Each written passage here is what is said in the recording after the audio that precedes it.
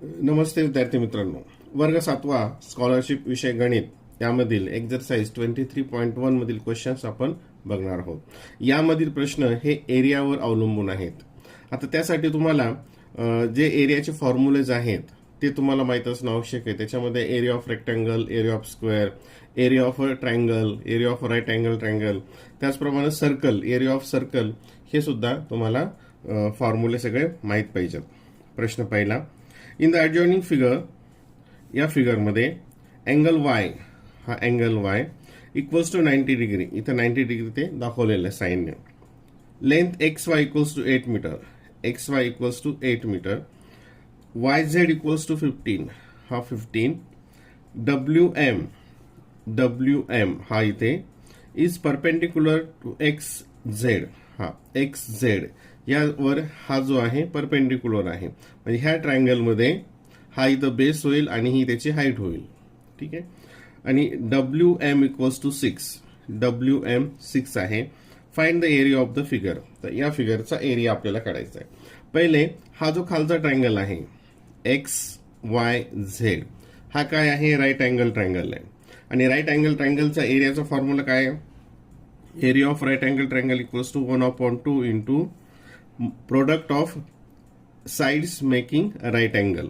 Right angle ज्या बनवतात त्यांचा गुणाकार, म्हणजे 8 इंटू 15, म्हणजे 2 1 जा 2, 2 4 जा आणि 15 4 जा 60.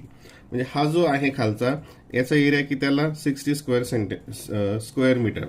आता हा वरचा ट्रायंगल, हा पेनाच्या पॉइंटकडे लक्ष द्या, डब्ल्यू एक्स झेड. आता याच्यामध्ये हा जो आहे हा बेस होतो आणि ही जी आहे ही हाईट होते या ट्रायंगलची. आणि जर बेस आणि हाईट माहित असेल तर एरिया काढण्याचा फॉर्म्युला काय आहे, area of triangle equals to 1/2 into base. आता हा बेस इंटू हाईट, इथं बेस माहित नाहीये, इंटू हाईट. आता हा जो ट्रायंगल आहे हा राईट अँगल ट्रायंगल आहे आणि बाय पायथागोरस थेरम इथं दोन साइड्स दिलेल्या आहेत, 8 आणि 15.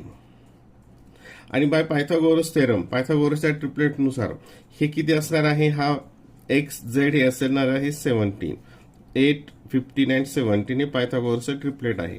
म्हणजेच या ठिकाणी ही जी एक्स झेड असणार आहे तर 17, इथे आहे 17. मग याचा आपण एरिया काढूयात. हे 2 1 जा 2, 2 3 जा 6, 17 1 जा आणि 17 3 जा 51. म्हणजे ही जी वरचा जो ट्रायंगल आहे त्याचा एरिया किती आला, 51. आणि दोघांची ऍडिशन केली, 60 plus 51 is equals to 111 square metre. Option number 2. Option number 2. Question number 2, find the area of the shaded region in the given figure. आता शेडेड रिजनचा एरिया आपल्याला फाइंड आउट करायचा आहे. तर काय करावं लागेल, अगोदर हे जे पूर्ण सर्कल आहे या सर्कलचा एरिया काढावा लागेल.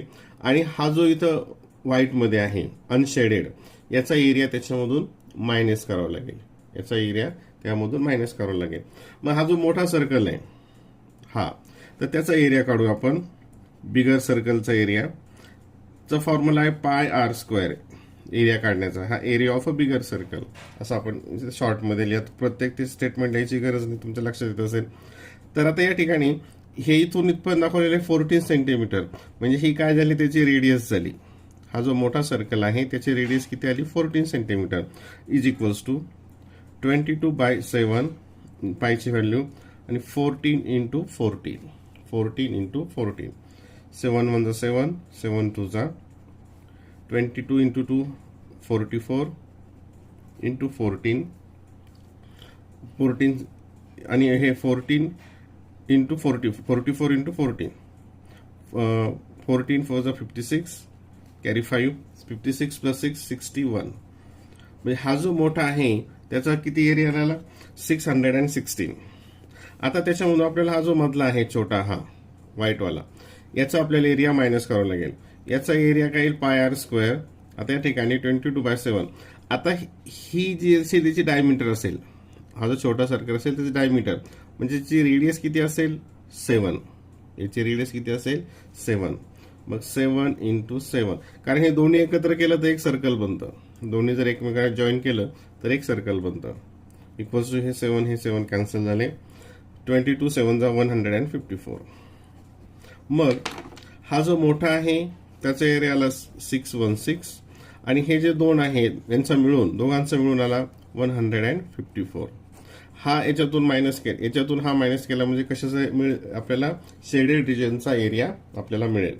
मग इथे सबट्रॅक्शन केलं 6 - 4 2 इथे 6 आणि या ठिकाणी 4 462. Option number 4. Option number 4.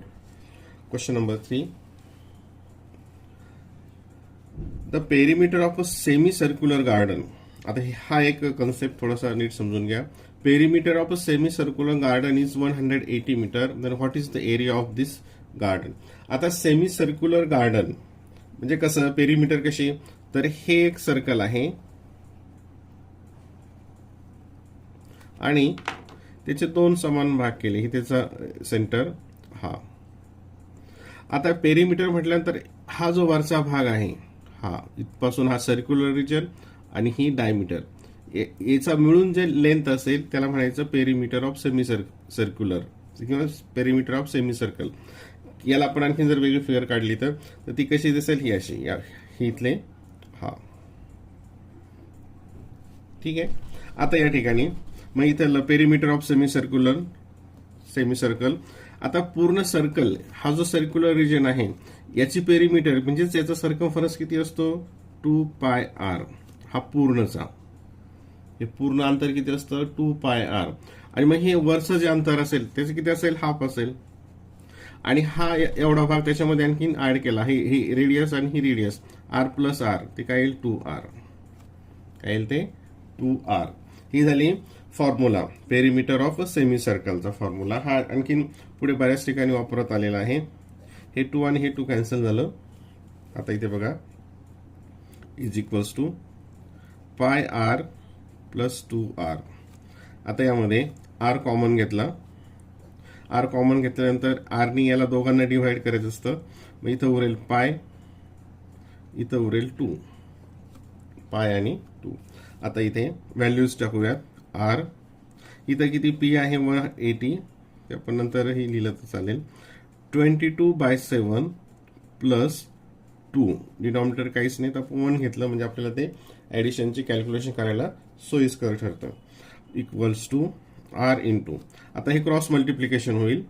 हा ऍडिशन 22 × 1 = 22 + 7 × 2 = 14 म्हणजे किती आलं ते 14 + 22 36 आणि 7 किती आलं ते 36/7. इथं घेऊयात म्हणजेच याला इकडे घेऊ, हे इकडे घेऊ, आपल्याला कॅल्क्युलेशनसाठी सोपं जाईल.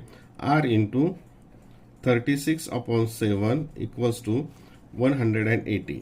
Therefore r equals to 180 into.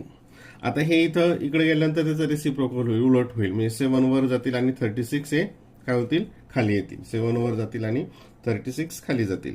आता इथं कॅन्सलेशन करायचं आहे आपल्याला. हे 18 ने डिव्हिजिबल आहे. 18 × 1 = 18 हे 0 आणि हे 18 3 जा 18 3 जा 18 2 जा 36 18 2 जा 36 आणि हे 2 1 जा 2 2 5 जा. r equals to 5 × 7 35. रेडियस किती आली 35. आणि काय विचारले आपल्याला what is the area of this garden. आता याचा एरिया जो आहे हा सर्क्युलर आहे. सर्क्युलरचा एरिया किती येतो πr² आणि आपल्याला किती त्याचा हाफ आहे. मग त्याला किती डिव्हाइड करावं लागेल 2 ने डिव्हाइड करावं लागेल. ठीक आहे. मग या ठिकाणी त्याचा एरिया कॅल्क्युलेट करूयात.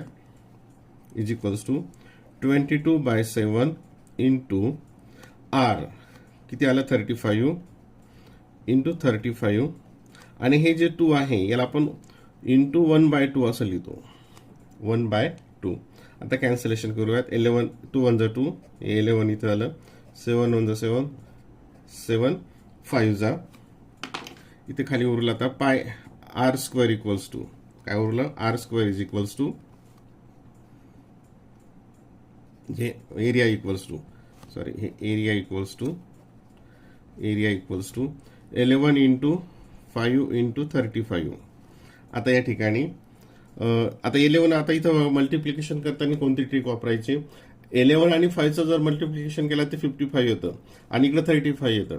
मग 35चा टेबल आपल्याला येत नाही, 55चं पण टेबल आपल्याला येत नाही. मग अशा वेळेस काय करायचं, याचा मल्टिप्लिकेशन करायचं, कारण नंतर त्याला आपल्याला 11 मल्टिप्लाय करता येतं ओरली. मग 11 इंटू 5 इंटू 35, 5 5 25 कॅरी 2, 5 3 12 15 अँड 17, की त्यातलं 175. आणि हा आता आपण ओरली मल्टिप्लिकेशन करू शकतो. 11 5 55 कॅरी 5, 11 7 77 प्लस 5 77 प्लस 5 82, इथं 2 आलं, carry 8, 7 1 11 1 11 plus 8 19 square metre. 1925 1925 option number 4. म्हणजे या ठिकाणी आपण काय केलं, परत बघा एकदा. अगोदर ह्या माहितीवरून रेडियस काढली आणि रेडियस काढल्यानंतर फॉर्म्युला टाकून पूर्ण त्याचा एरिया काढला. आता सेमी सर्कल असल्यामुळे काय केलं, इथं पाय आर स्क्वेअर हा पूर्ण सर्कलचा एरिया येतो, त्याला 2 ने डिवाइड केलं, कारण हे जे इथं आहे हे सेमी सर्क्युलर आहे, अर्ध वर्तुळ. Question number 4. How many times will be the area of square with side 20 centimeter that of the area of square with diagonal 20 centimeter? आता इथे प्रश्न बघा, हा एक स्क्वेअर आहे. प्रश्न अगोदर समजून घेऊयात आपण. हा एक स्क्वेअर आहे आणि त्याची साईड आहे 20 सेंटीमीटर. त्याची साईड आहे 20 सेंटीमीटर. आणि हा दुसरा एक स्क्वेअर आहे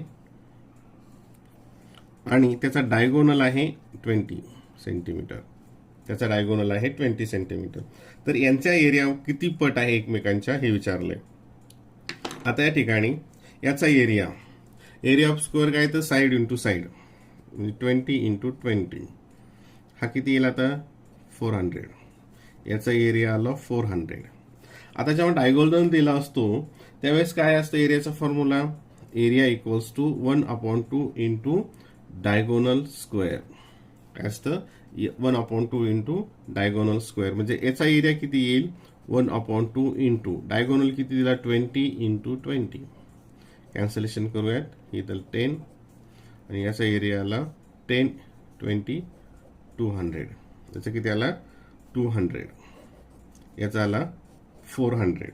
म्हणजे किती आहे तो, how many times the area of square 20 centimetres that of the area of square with diagonal 20. तो 2 टाइम्स आहे, याच्या दुप्पट आहे. Option number 3. Option number 3. Question number 5. The length of a rectangular garden. The length of a rectangular garden is 452 meter and breadth is 322 meter. There is a 11 meter broad road around this garden. Find the area of the road in square meter. अशी उदाहरणं आपण शाळेच्या पुस्तकामध्ये सोडवलेली आहेत.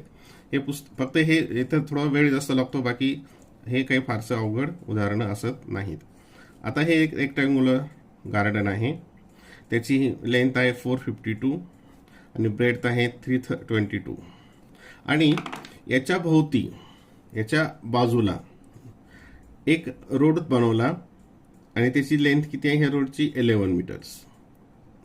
म्हणजे हा आता इथे मी रेड पेनने दाखवतो. हा इकडे रोड, इकडनं बाजूने हा रोड काढला, हा रोड. आणि कशाचा एरिया विचारला आपल्याला, ह्या रोडचा एरिया किती आहे असं विचारलाय. ह्या रोडचा एरिया आपल्याला विचारलेला आहे. मग काय करावं लागेल, या ठिकाणी 2 रेक्टँगल झाले. हा एक मोठा आणि हा आतला जो गार्डन आहे तो. मग ह्या मोठ्या एरिया रेक्टँगलचा एरिया काढून त्याच्यातला हा छोटा मायनस करावा लागेल.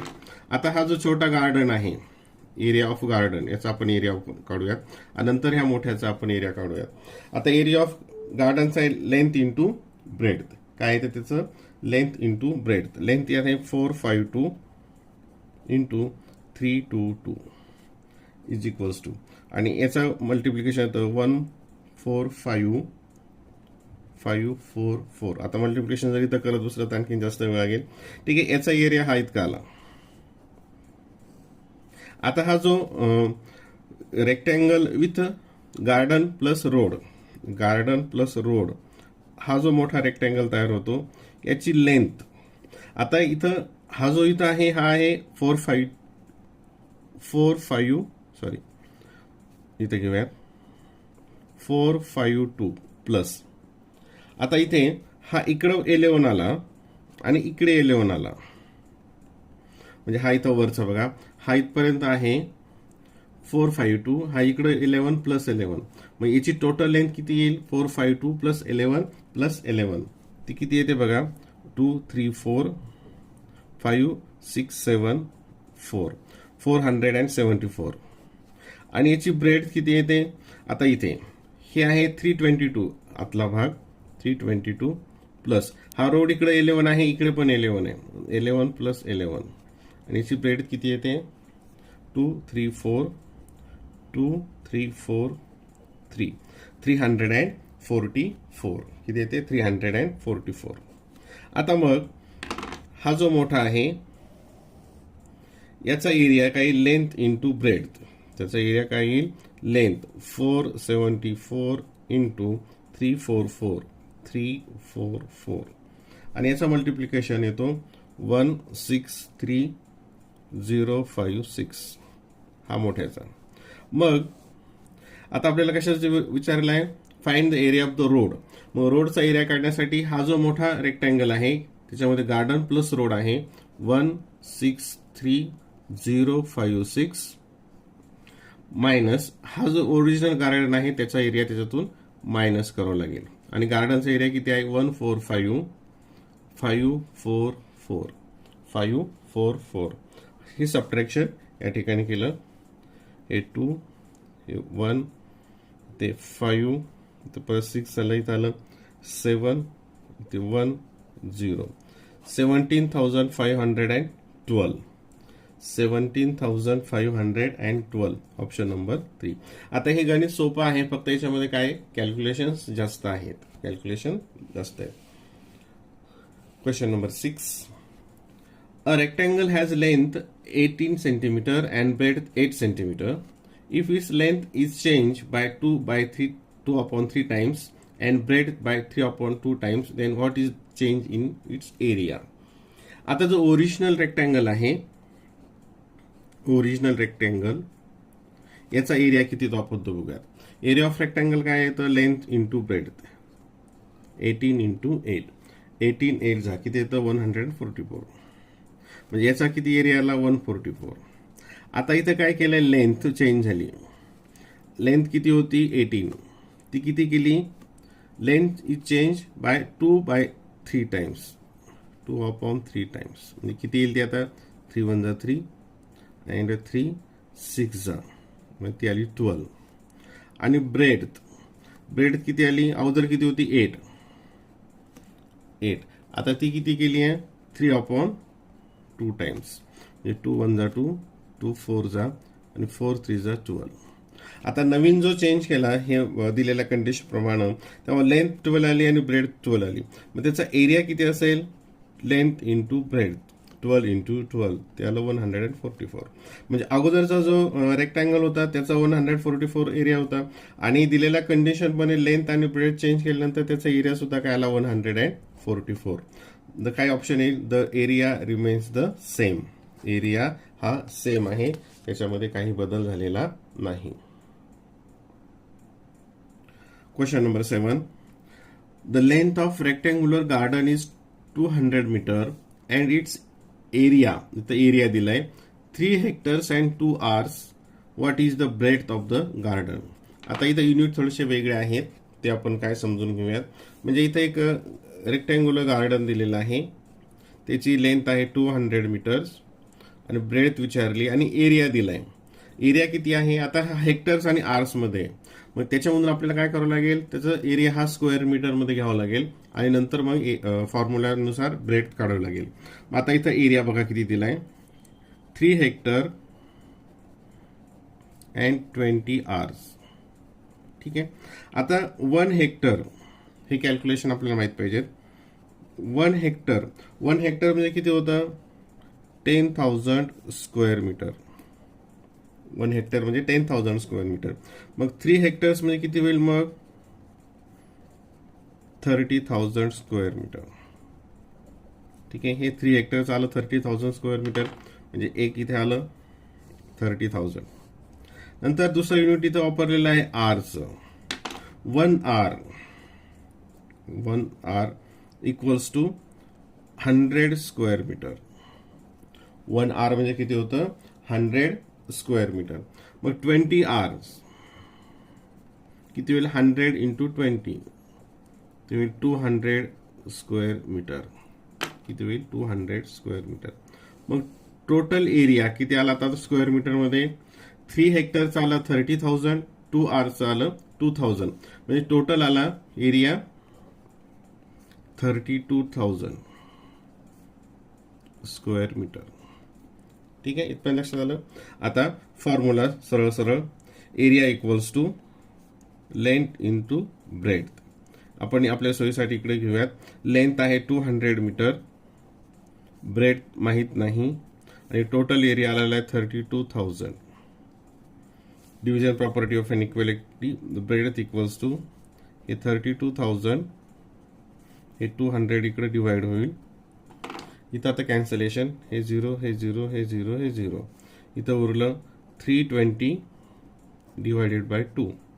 therefore ब्रेथ इक्वल्स टू 2 1 जा 2, इथं कॅरी 1, इथं 6, 12 झालं, 2 6 जा 12, आणि हे 0.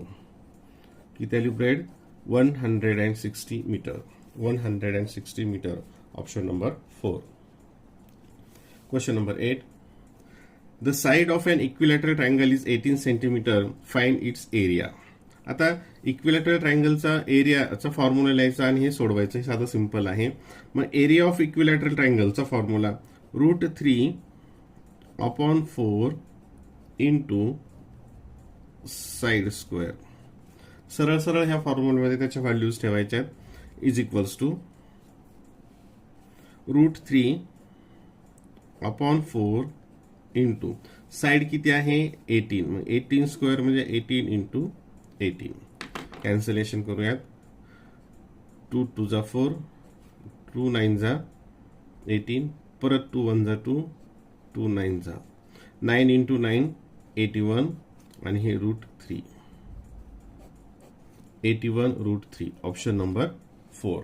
Option number 4.